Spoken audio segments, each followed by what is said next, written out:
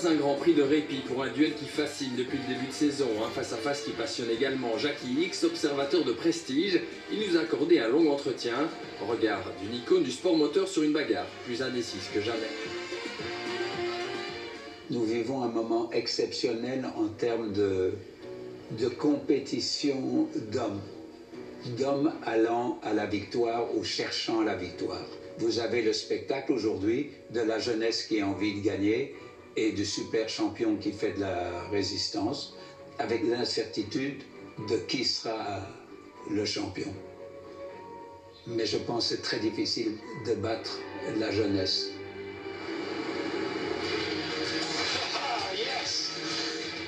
Un jour, j'ai gagné Le Mans en étant opposé à un adversaire d'expérience qui était un grand et qui vit toujours, qui est un très grand pilote, qui s'appelle Hans Herrmann, qui a fait de la Formule 1.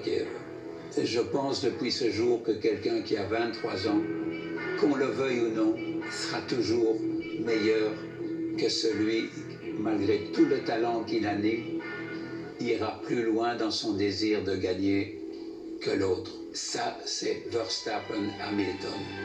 Vous voyez un petit avantage à Verstappen? Il a l'avantage de la jeunesse et il sera toujours capable de freiner.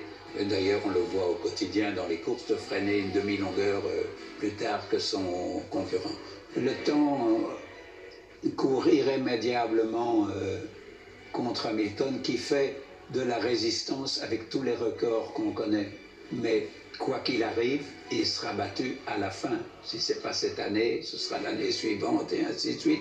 C'est inexorable. Personnellement, je suis frustré en ce qui concerne la Formule 1 et en particulier sur les règles actuelles de ce qui devrait être, pour moi, philosophiquement parlant, un combat.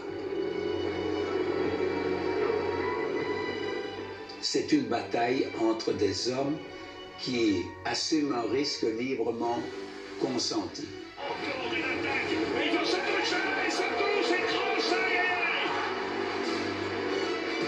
Et ce sont des hommes qui se battent à 300 à l'heure et plus.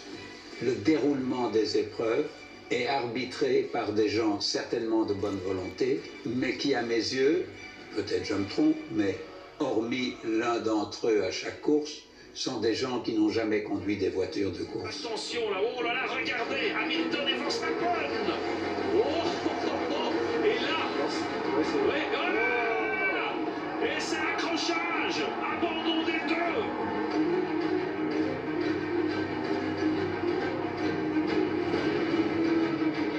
Je ne suis pas sûr qu'on puisse, en termes d'événements, de déroulement de course, au nom d'une sécurité exacerbée, traiter la course automobile comme un accident de la circulation.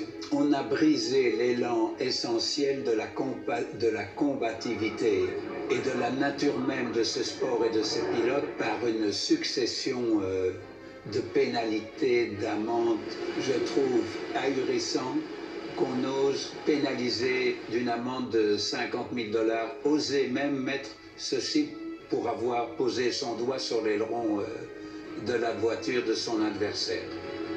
Je trouve ahurissant qu'on ose mettre 25 000 $ à Hamilton, si c'est vrai, pour avoir dégrafé sa ceinture avant de revenir au stand pour porter le drapeau brésilien en l'honneur de Senna. Il y a là quelque chose qui ne fonctionne pas. Il n'y a pas la joie de la victoire. Il n'y a que des contraintes qui, pour moi, sont inexplicables. Pourquoi y a-t-il un tel succès en moto aujourd'hui, dans le MotoGP? Il y a de la liberté encore. Il y a encore des hommes qui s'apprécient, qui ont le temps de se voir, qui ont assumé le risque de chuter, qui n'ont pas peur de faire attendre la remise des trophées, parce que quelquefois ça dure, mais quel enthousiasme pour le public. Quel enthousiasme de voir les champions qui n'ont pas peur de faire des burn-out avec leur machine, qui n'ont pas peur de faire des wheelings, qui n'ont pas peur de s'arrêter ici.